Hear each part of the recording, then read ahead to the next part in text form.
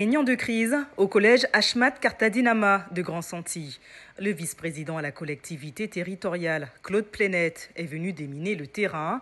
La dizaine d'agents de la collectivité que compte Grand-Santi est mobilisée. Les salariés de l'unité fonctionnelle territoriale ainsi que de la direction départementale des affaires sanitaires ont cessé toute activité.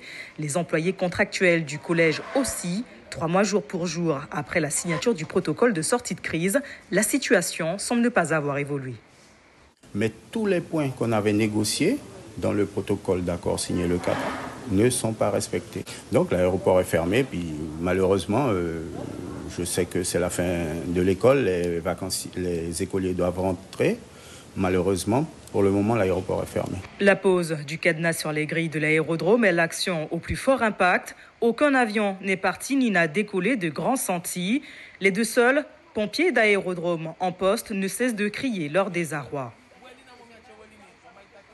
Il y a quelques points qu'on demande à améliorer, surtout au niveau de l'effectif.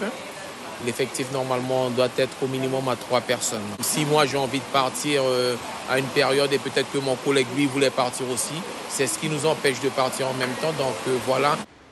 Les revendications portent exclusivement sur des besoins en ressources humaines, avec néanmoins certains points qui portent sur la construction de nouveaux locaux et l'achat d'un véhicule.